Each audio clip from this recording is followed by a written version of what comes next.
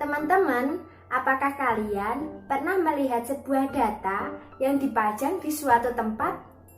Mungkin bisa berbentuk tabel ataukah diagram.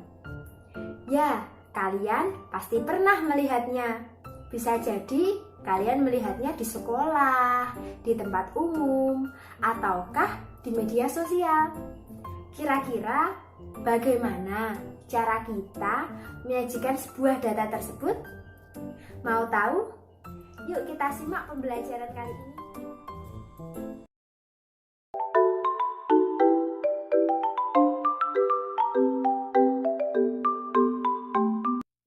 Assalamualaikum teman-teman semua. Bagaimana kabarnya hari ini? Semoga sehat selalu ya dan selalu semangat dalam belajar matematika.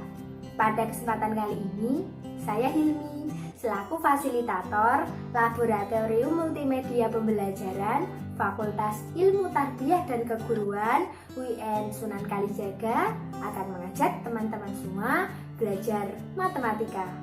Kita akan belajar mengenai materi penyajian data. Yuk sekarang kita mulai belajarnya.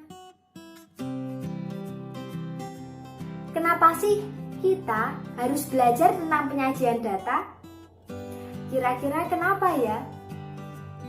Nah, jadi gini, tujuan belajar tentang penyajian data adalah agar teman-teman dapat mengenali data dalam kehidupan sehari-hari, dapat memahami cara mengumpulkan data, mengolah data, menyajikan data dalam bentuk diagram batang, menyajikan data dalam bentuk diagram garis, menyajikan data dalam bentuk diagram lingkaran. Teman-teman dapat membaca diagram batang, diagram garis, dan diagram lingkaran, serta dapat menafsirkan diagram batang, diagram garis, dan diagram lingkaran. Apakah kalian sudah pernah melihat penyajian sebuah data? Coba ingat-ingat di sekeliling ruang kelas teman-teman di sekolah. Apakah di ruang kelas teman-teman disajikan sebuah data? Data seringkali digunakan untuk menunjukkan keadaan tertentu dari suatu objek. Nah, misalnya di ruang kelas teman-teman ada papan ataukah tulisan-tulisan yang terdapat data nama siswa, jumlah siswa dalam satu kelas, banyaknya siswa yang tidak masuk dalam 1 bulan terakhir, dan sebagainya. Itulah contoh penyajian data. Terus, bagaimana ya cara memperoleh dan menyajikan data tersebut? Nah, sebelum kita belajar bagaimana cara memperoleh dan menyajikan sebuah data, kita harus tahu terlebih dahulu apa itu data. Jadi, apa yang dimaksud dengan data? Kata data berasal dari bahasa Inggris, bersifat majemuk. Datum adalah keterangan atau informasi yang diperoleh dari suatu objek, kejadian, atau narasumber. Sedangkan data adalah kumpulan dari datum. Lalu, bagaimanakah cara mengumpulkan sebuah data? Cara yang pertama adalah wawancara atau interview. Wawancara atau interview adalah cara mengumpulkan data dengan mengajukan pertanyaan secara langsung kepada narasumber. Contohnya adalah data tentang keadaan dan kondisi satu keluarga yang tinggal di daerah perkotaan yang sangat padat dan satu keluarga yang tinggal di daerah pedesaan. Maka kalian dapat mendatangi kedua keluarga tersebut dan melakukan wawancara secara langsung pada anggota keluarga di masing-masing daerah tersebut. Cara yang kedua adalah kuesioner atau angket. Kuesioner atau angket adalah cara mengumpulkan data dengan mengirim daftar pertanyaan-pertanyaan kepada narasumber.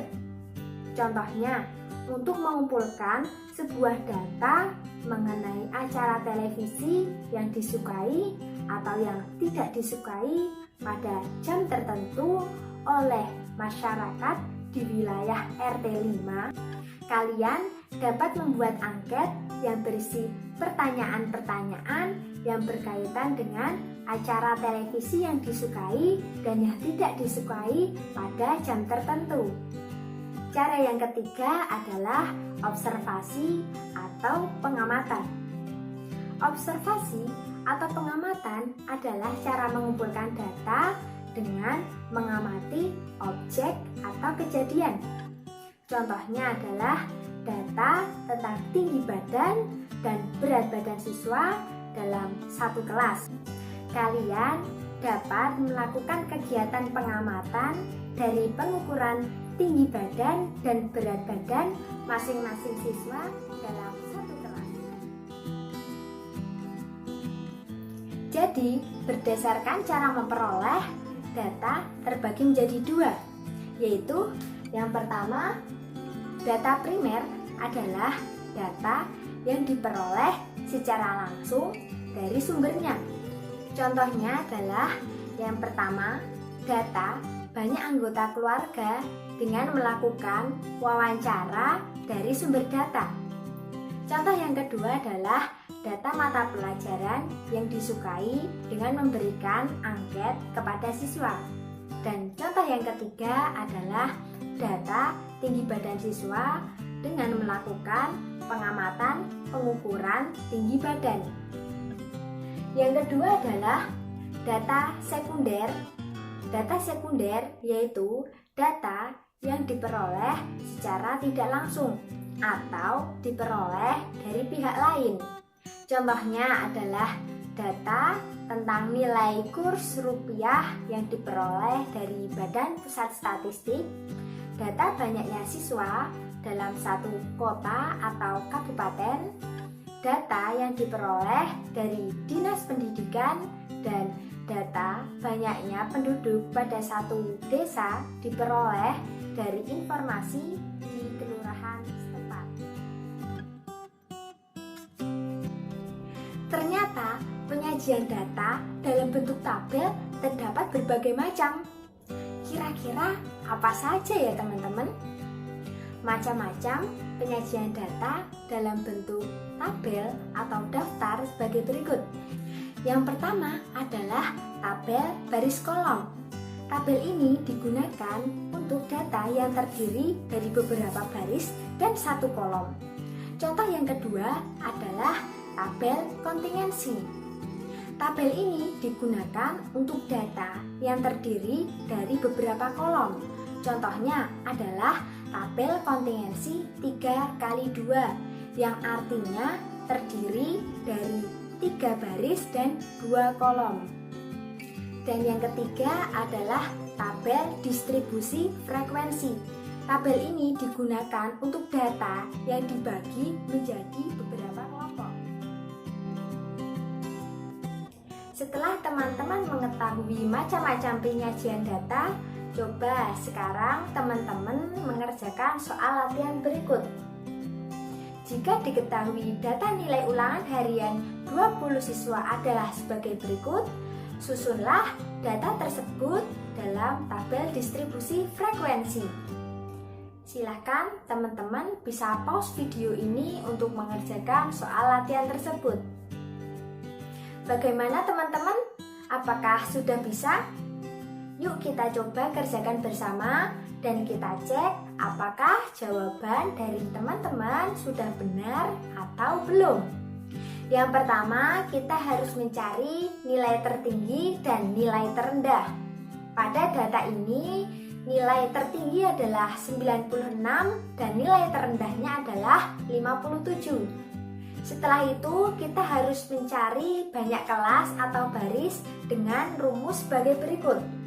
K sama dengan 1 ditambah 3,3 log N. N di sini adalah banyaknya siswa. Jadi cara menghitungnya adalah K sama dengan 1 ditambah 3,3 log 20 karena N atau sebanyak 20. Kemudian kita hitung log dari 20 adalah 1,3, sehingga K sama dengan 1 ditambah 3,3 dikali dengan 1,3. 3,3 dikalikan dengan 1,3 adalah 4,29, sehingga K di sini menjadi 1 ditambah dengan 4,29, yaitu 5,29. Kita bisa membulatkannya. Pada soal ini kita membulatkannya ke bawah, sehingga banyak kelas pada data ini ada 5. Kemudian mencari jangkauan. Jangkauan itu apa sih? Jadi jangkauan adalah selisih nilai tertinggi dengan nilai terendah. Jangkauan atau range bisa kita tulis dengan R sama dengan nilai tertinggi dikurangi dengan nilai terendah. Karena pada data tersebut nilai tertingginya adalah 96 dan nilai terendahnya adalah 57, sehingga range atau jangkauan pada data ini adalah 96 dikurangi dengan 57. R sama dengan 39. Setelah itu kita mencari interval atau panjang kelas. Interval bisa kita cari dengan jangkauan dibagi dengan banyaknya kelas. Kita sudah menghitung jangkauan dan banyak kelas, sehingga di sini kita tinggal memasukkannya, yaitu jangkauan di sini bernilai 39, kemudian banyak kelas 5, sehingga 39 dibagi dengan 5. Hasilnya adalah 7,8. Kita bisa membulatkannya ke atas, sehingga interval pada data ini adalah 8. Setelah kita tahu banyak kelas, jangkauan, dan juga interval, kita bisa membuat tabel distribusi frekuensi. Tabel distribusi frekuensi pada data tersebut adalah sebagai berikut. Selanjutnya, kita akan membahas mengenai diagram batang. Diagram batang digunakan untuk menggambarkan perkembangan nilai suatu objek dalam kurun waktu tertentu. Diagram ini sangat tepat digunakan untuk menyajikan data yang variabelnya berbentuk kategori. Dapat juga data tahunan. Dalam diagram batang dibutuhkan sumbu datar yang menyatakan kategori atau waktu dan juga sumbu tegak yang menyatakan nilai data. Sumbu tegak dan juga sumbu datar dibagi menjadi beberapa skala yang sama. Baik teman-teman, di sini sudah terdapat data nilai UAS pelajaran matematika kelas 7.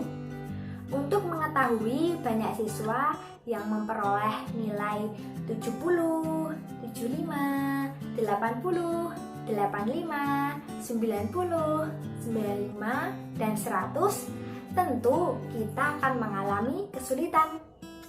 Cara mudah untuk mengetahui banyak siswa untuk setiap nilai adalah menyajikan data tersebut dalam bentuk diagram batang. Nah, untuk membuat diagram batang, sebelumnya kita harus tahu terlebih dahulu berapa banyak siswa yang memperoleh nilai 70, 75, 80, 85, 90, 95, dan 100.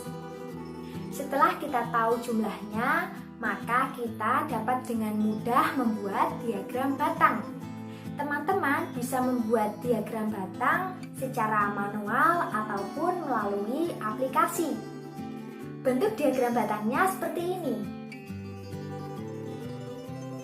Dengan adanya diagram batang ini, teman-teman bisa mengetahui banyak siswa untuk setiap nilai. Misalnya, banyak siswa yang mendapatkan nilai 85, terdapat 9 siswa. Banyak siswa yang mendapatkan nilai 95, ada 4 siswa, dan seterusnya. Setelah teman-teman mengetahui cara membuat diagram batang, sekarang kita coba mengerjakan soal latihan berikut ini. Hasil pemilu kada pada suatu kabupaten ditunjukkan seperti tabel berikut ini. Coba sajikan data tersebut dalam diagram batang. Teman-teman bisa pause video ini untuk mengerjakan soal latihan tersebut. Bagaimana teman-teman? Apakah sudah bisa? Yuk kita coba kerjakan bersama dan kita cek apakah jawaban dari teman-teman sudah benar atau belum. Berdasarkan data pada tabel, maka sajian diagram batang adalah sebagai berikut. Pembahasan selanjutnya yaitu mengenai diagram garis. Diagram garis biasanya digunakan untuk menyajikan data yang berkesinambungan atau kontinu. Misalnya, jumlah penduduk tiap tahun, hasil pertanian tiap tahun, dan jumlah siswa tiap tahun. Dalam diagram garis, sumbu mendatar menunjukkan waktu pengamatan, sedangkan sumbu tegak menunjukkan nilai data pengamatan pada suatu waktu tertentu. Sumbu tegak dan sumbu mendatar dibagi menjadi beberapa skala bagian yang sama. Pada sumbu datar dituliskan atribut atau waktu, dan pada sumbu tegak dituliskan nilai data. Dari penjelasan sebelumnya, apa persamaan dan perbedaan diagram batang dengan diagram garis? Pasti teman-teman sudah bisa membedakan kedua diagram tersebut. Jadi, persamaan diagram batang dan diagram garis adalah sama-sama menggunakan garis vertikal dan horizontal, sama-sama digunakan dalam waktu tertentu atau berkala, dan sama-sama datanya disusun secara berkala. Untuk perbedaan dari kedua diagram tersebut, kalau diagram batang biasanya digunakan untuk menggambarkan perkembangan nilai suatu objek dalam waktu tertentu, sedangkan diagram garis digunakan untuk menyajikan data yang berkesinambungan atau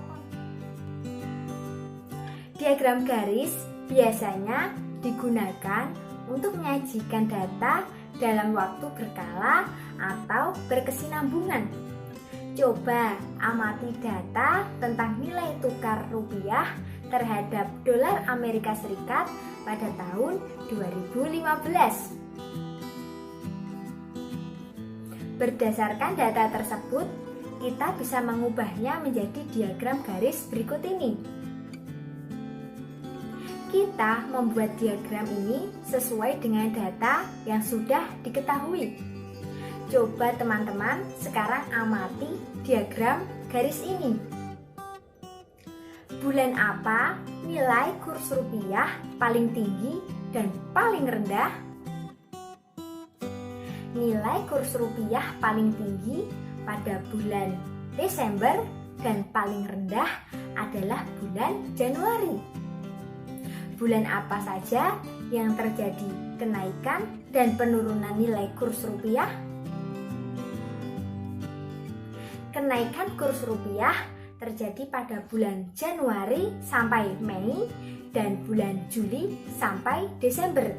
Sementara nilai kurs rupiah terjadi penurunan pada bulan Mei sampai Juli. Bagaimanakah nilai kurs rupiah dari bulan Juli sampai September? Nilai kurs rupiah dari bulan Juli sampai September mengalami kenaikan sangat tajam. Apa yang dapat kalian simpulkan tentang kurs rupiah dari bulan Januari sampai Desember? Kesimpulan kurs rupiah dari bulan Januari sampai Desember mengalami kenaikan dari 9.800 menjadi 11.700. Mari sekarang teman-teman berlatih soal berikut. Nilai tukar rupiah terhadap dolar Amerika Serikat dalam seminggu ditunjukkan dalam tabel ini. Buatlah diagram garis dari data tersebut. Silakan teman-teman bisa pause video ini untuk mengerjakan soal tersebut. Bagaimana teman-teman? Apakah sudah bisa? Yuk kita coba kerjakan bersama dan kita cek apakah jawaban dari teman-teman sudah benar atau belum. Berdasarkan data tersebut, kita bisa membuat diagram garis seperti berikut. Pembahasan terakhir adalah mengenai diagram lingkaran. Diagram lingkaran adalah penyajian data dengan menggunakan gambar yang berbentuk lingkaran. Bagian-bagian dari daerah lingkaran menunjukkan bagian-bagian atau persen dari keseluruhan. Untuk membuat diagram lingkaran, terlebih dahulu ditentukan besarnya persentase tiap objek terhadap keseluruhan data dan besarnya sudut pusat sektor lingkaran. Penyajian data dalam diagram lingkaran terbagi atas beberapa juring yang dinyatakan dalam bentuk persen atau dapat pula dinyatakan dalam bentuk besar sudut. Besarnya persentase atau besarnya sudut dapat menentukan besarnya nilai data atau frekuensi dari suatu data tertentu. Jika juring dinyatakan dalam persen, maka untuk satu lingkaran penuh adalah 100%. Dan jika setiap juring dinyatakan dalam derajat, maka besarnya sudut dalam satu lingkaran penuh adalah 360 derajat. Ada dua syarat yang harus dipenuhi untuk menyajikan data dalam diagram lingkaran. Yang pertama adalah menentukan banyaknya data atau dalam persentase. Yang kedua, menentukan besar sudut juring dalam derajat. Besarnya persentase atau besarnya sudut dapat menentukan besarnya nilai data atau frekuensi dari suatu data tertentu. Hasil pengumpulan data tentang ukuran sepatu siswa diperoleh data sebagai berikut. Untuk menyajikan data tersebut menjadi diagram lingkaran, kalian bisa mengelompokkan ukuran-ukuran sepatu yang sama. Kemudian setelah itu menghitung persentase setiap ukuran sepatu.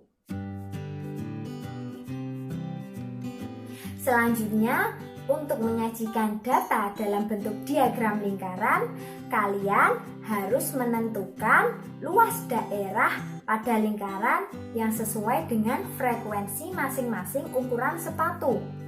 Luas daerah pada suatu lingkaran sesuai dengan sudut pusat daerah pada lingkaran. Oleh karena itu, untuk menyajikan data dalam bentuk diagram lingkaran, kalian harus menentukan ukuran sudut pusat daerah masing-masing frekuensi. Seperti yang kita tahu, satu lingkaran sudut pusatnya adalah 360 derajat. Bagi luas lingkaran berdasarkan sudut pusat yang bersesuaian dengan ukuran sepatu, berikut adalah diagram lingkaran dari data tersebut. Berikut adalah contoh soal yang bisa teman-teman kerjakan untuk latihan. Coba teman-teman amati gambar diagram acara televisi ini. Kira-kira acara apakah yang paling banyak diminati pemirsa?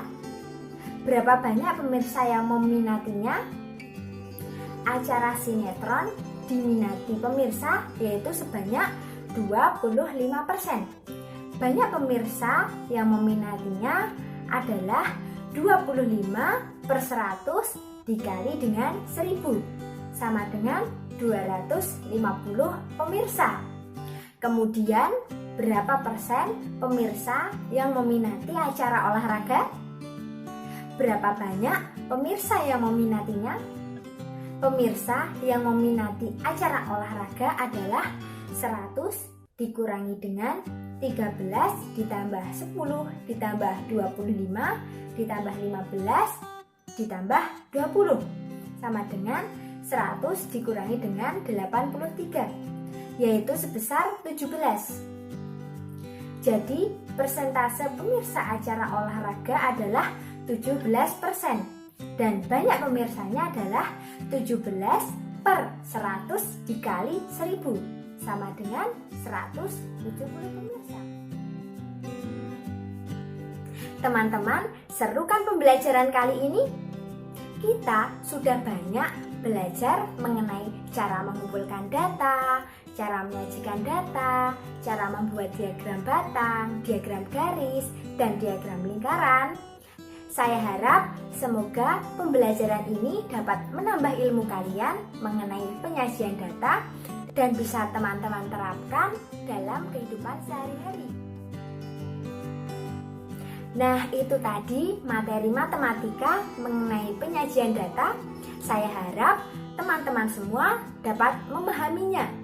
Jika belum, silahkan putar ulang video pembelajarannya. Cukup sekian perjumpaan kali ini. Tetap semangat belajar dan jangan putus asa. Wassalamualaikum warahmatullahi wabarakatuh.